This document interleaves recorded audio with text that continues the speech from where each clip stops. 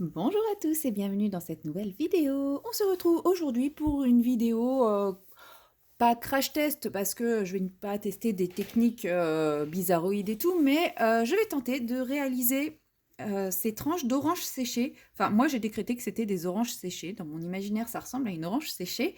Et pour cela, j'ai pris, je sais pas, ouais, comme je suis bien zoomée, je sais pas si vous allez voir, voilà. Euh, une image de référence et je vais essayer de reproduire ça avec mes petits moyens à moi. Voilà, donc je vais laisser... Oui, non, ça ce n'est pas une orange, oui, je suis d'accord, c'est une pomme. C'est celle-ci ou celle-ci que je vais essayer de reproduire. Avec mes petits moyens à moi, et pour cela, je vais utiliser les Color Soft, même si je pense que je vais manquer un peu de couleur. J'irai chercher dans mes autres Derwent s'il le faut. Ouais, je sais. Je suis tellement zoomée, j'oublie que je suis zoomée et que vous voyez pas grand-chose. Mais bon. Et donc, je vais commencer par placer les zones foncées avec le 610 qui est ici. Ouais, ça va être un peu compliqué. Mais j'ai envie que vous voyez un petit peu l'image prendre forme. Donc, il a fallu que je choisisse entre... non, ça, c'est les Lightfast. Je pourrais le faire au Lightfast, clairement, mais j'ai pas le nuancier avec moi et je me dis que ça va être plus compliqué d'essayer de reproduire quelque chose sans le nuancier. Alors, j'ai dit le 610. Où es-tu, petit 610?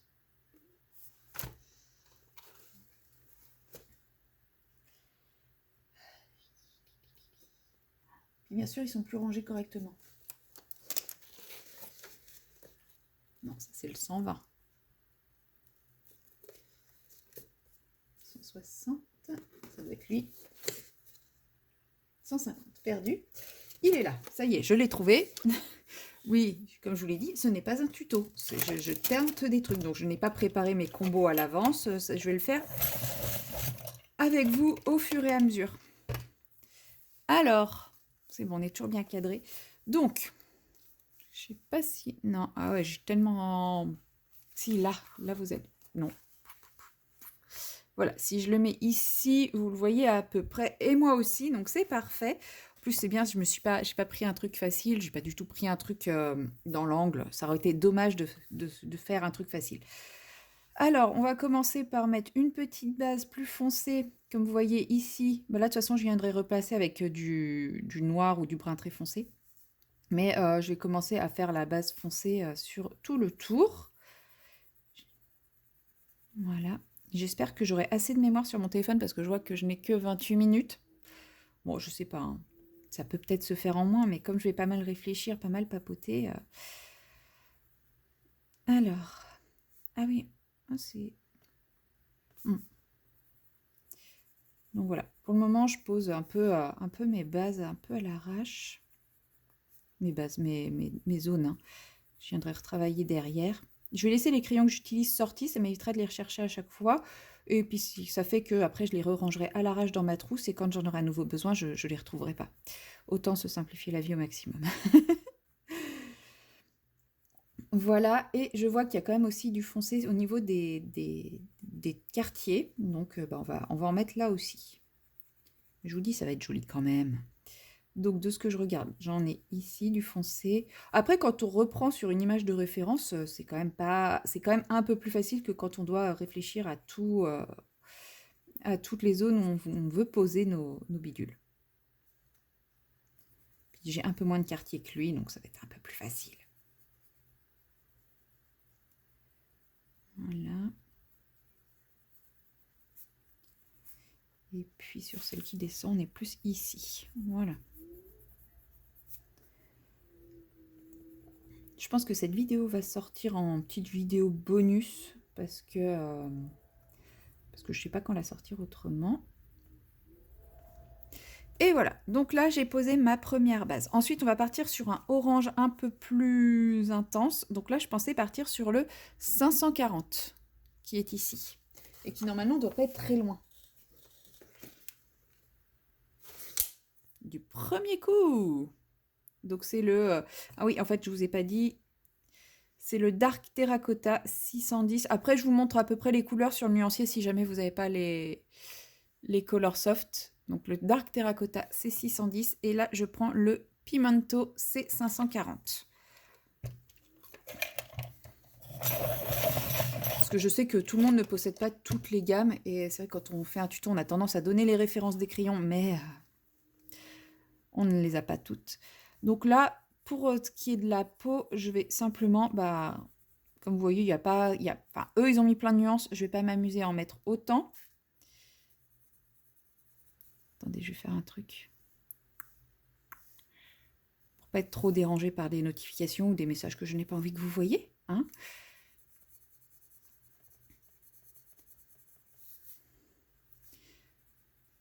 Voilà.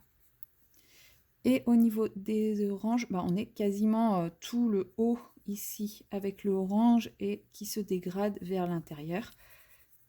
Je le fais vraiment en très simplifié, hein. Je pourrais faire un truc aussi travaillé que ça, mais vous savez que c'est pas mon style.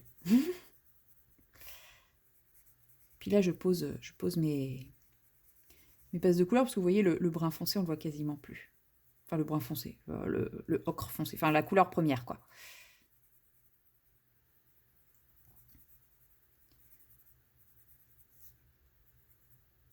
C'est quoi ça? C'est un bout de sapin que j'ai oublié? Oups. Il va falloir que j'y retravaille. De toute façon, un colo où je n'oublie pas des choses, c'est pas un colo. Ensuite, on voit qu'on est sur une teinte un peu plus jaune-orangé. Donc là, je vais partir sur vraiment quelque chose qui contraste avec la C060 ou la C070. Je vais prendre les deux dans le doute.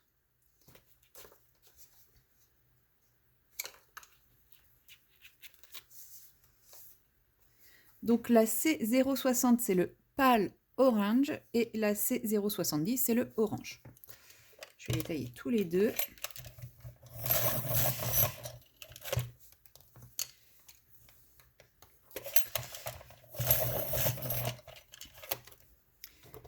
Et je vais commencer à placer le plus clair des deux.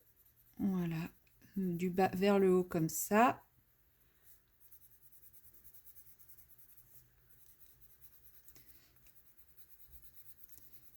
Et je pense que ça ira, j'aurais pas besoin du foncé. Non, je pense que j'aurais pas besoin du foncé pour cette partie-là. Et je vais commencer à mettre des petites zones un peu plus claires dans l'écorce. Voilà. Donc là, j'ai mes trois couleurs pour ma partie peau, on va dire. Donc je vais reprendre mes nuances pour les faire ressortir un petit peu plus. Donc là, je marque un peu davantage mon bord avec le Dark Terracotta.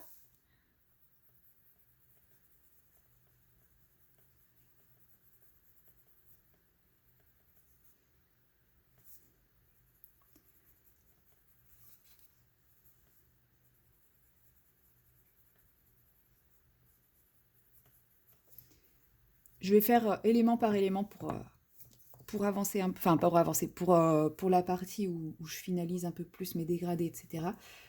Et donc là, après, avec le pimento, je viens retravailler mon dégradé en couche par couche, hein, toujours, sans jamais appuyer. Après, avec ceux-là, ça se fait quand même très facilement parce qu'ils sont bien pigmentés, ils sont assez gras. Et j'essaye de laisser la zone où j'ai mis un peu de jaune pour donner un peu de reflet. Mais vous voyez, je fonds un peu plus mes couleurs. Tout à l'heure, elles n'étaient absolument pas fondues. Là, elles sont un peu plus fondues. Mais comme tout à l'heure, je laisse... là, je ne fais pas toute la zone là où j'ai mis des traits plus clairs. J'évite de trop empiéter dessus. J'espère que vous voyez quand même à peu près ce que je fais.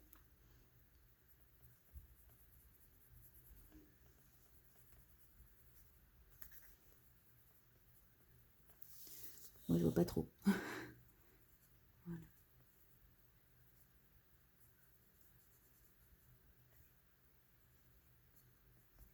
Voilà. Ah, j'ai pas fait celle du dessus. Je viens faire pareil ici. Je marque bien mes bords pour le dégradé. Voilà.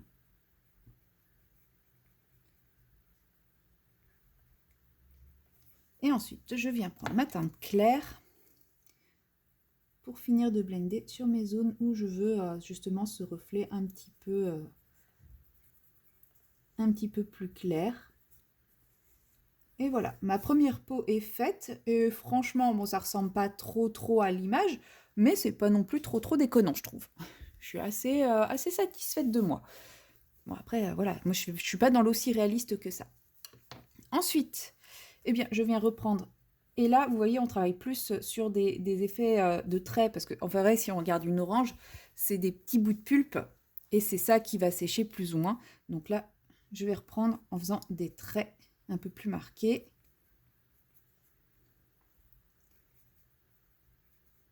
Voilà. D'ailleurs, ils sont un peu dessinés, hein, les petits bouts de pulpe.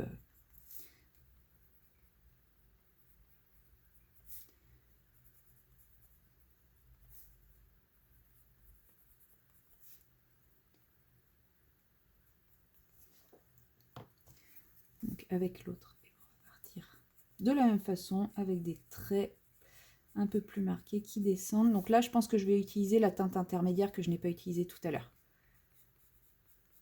Donc là, je travaille du coup avec la technique de l'arraché, en suivant les zones que j'avais prédéfinies tout à l'heure.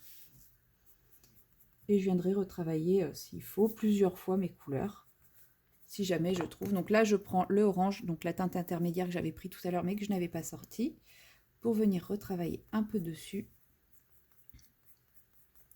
Et là, je vois que c'est un peu trop fondu, donc je viendrai rajouter un peu de brun, de ma teinte la plus foncée.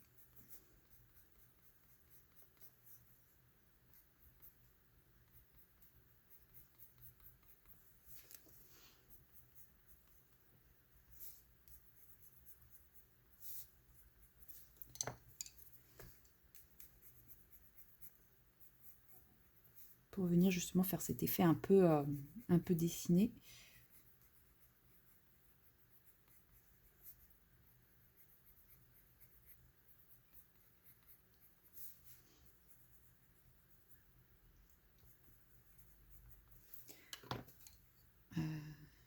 Oui, c'est le dark terracotta.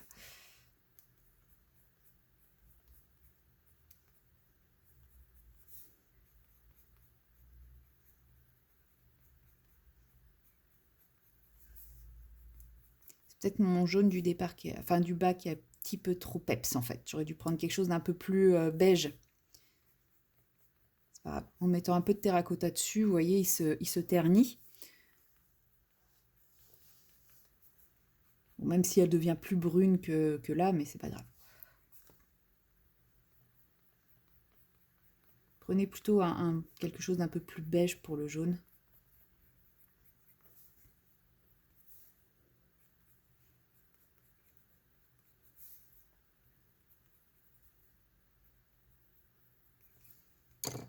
Alors, je fais pareil sur l'autre, qui a un petit peu moins. Tiens, j'avais pas vu lui. On va mettre un peu de orange pour repepser tout ça. Je ne sais pas si ça se dit, j'assume. Ensuite, on vient appliquer la couleur jaune. Voilà, là j'ai mis un peu plus de terracotta dès le départ parce que par rapport à mes essais ici. Et donc, moi ça me convient plutôt. Là, je vais faire ma petite touche. Alors, je vais tester d'abord ce que c'est la couleur. Ouais. Je vais prendre donc, moi là c'est un Morandi couleur beige que je viens placer là où il y a les petits traits. Mais ça c'est pas obligatoire, hein. C'est moi pour rajouter un petit peu de beige que je n'avais pas tout à l'heure. Mais si vous avez utilisé un beige, il n'y aura pas besoin. Et comme je vous disais, moi je trouve que c'est un peu trop jaune, ça manque un peu de beige.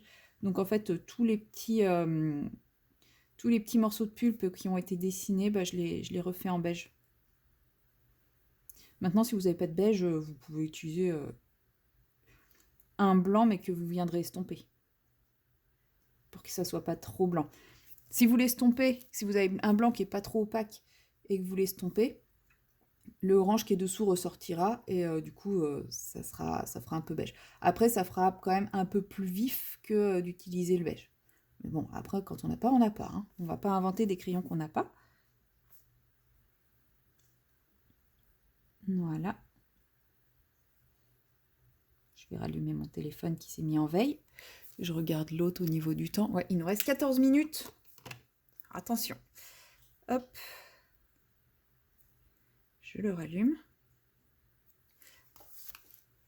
Et voilà.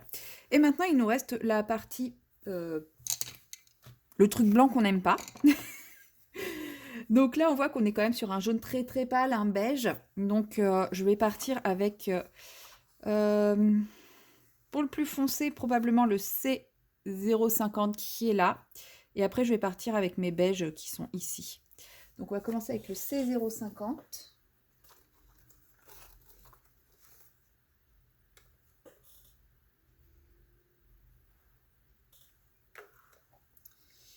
J'ai dit le C050, où est-il?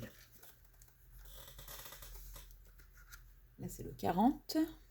Oh, beaucoup trop jaune. Le 10, beaucoup trop pâle. Le seul 50, donc. Non, ça, c'est le 30.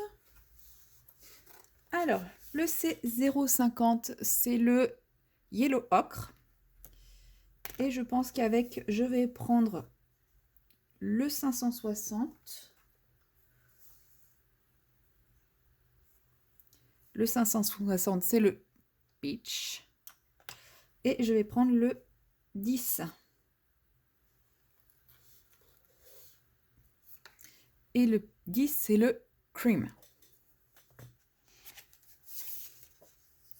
Alors, je vous remontre le 50, le 560 et le 10.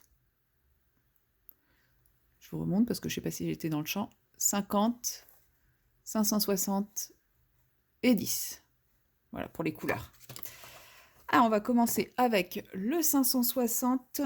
Je vais en faire qu'une des deux parce que je pense que je n'aurai pas assez de temps sur la mémoire de mon téléphone pour vous en faire les deux. Donc, je vais en faire une seule dans un premier temps. Donc, avec la couleur la plus foncée, je viens marquer les zones un peu plus foncées. Je suis sûre que vous ne l'attendiez pas, celle-là. Donc, les zones un peu ombrées. Donc, quand on a du Clara, du Amandine, du etc., du Anna Carlson, des fois, elle met des petites zones aussi pour aider à l'ombrage. Et bah, c'est pratique. Sinon, bah... Voilà, à peu près les zones voilà, bien larges dans la pulpe et un bout du cœur. Et vous pouvez mettre autour et repasser un peu voilà, autour des différents quartiers. Mais pas faire un tour complet, hein, vraiment mettre des petites zones. Comme vous voyez, je fais des petits coins, mais pas tout le tour. Ensuite, je viens prendre le Peach que je viens utiliser pour estomper la couleur que je viens de mettre. Toujours bien tailler ces crayons. Surtout ceux-là, hein, ils sont merveilleux quand ils sont bien taillés. Donc là, je repars de ce que j'ai déjà fait et je viens simplement estomper ce que j'ai fait sans recouvrir toute la zone.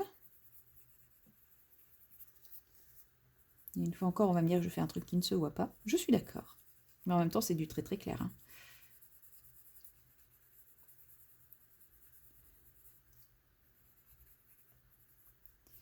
Voilà. Là, en plus, comme c'est du très très clair, je pense qu'il n'y aura même pas besoin de revenir en multicouche. Après, ça dépend des crayons que vous utilisez. Hein. Les Procolor, clairement, ils déposent énormément de matière assez vite et il n'y a pas besoin de faire 50 couches pour avoir une belle intensité. Vous voyez, déjà, j'ai pas fait 40 couches. C'est vrai qu'il y a des crayons qui auraient nécessité que je fasse beaucoup plus de couches pour le même rendu. C'est pas grave. C'est juste qu'ils se travaillent différemment. Et ensuite, on a le Cream avec lequel on vient blender tout ça. Lui, je ne l'ai pas taillé parce que je trouvais qu'il était déjà suffisamment taillé. Mais je me dis que j'aurais dû quand même. Et une fois qu'on a tout blendé, tout bien blendé, tout beau, eh ben on obtient un résultat quand même plutôt, enfin, moi que je trouve plutôt très sympathique, sachant que c'est la première fois que je fais ça.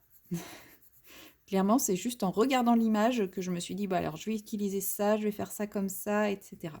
Je n'ai pas vu aucun tuto, j'ai juste fait par rapport à cette image. Mais des fois, il y a des choses que j'ai vraiment envie de faire et je travaille comme ça. Je prends une image, je l'observe et puis c'est parti et on verra bien. Et voilà, notre belle tranche d'orange est faite et franchement, je la trouve, bah moi j'aime beaucoup, hein.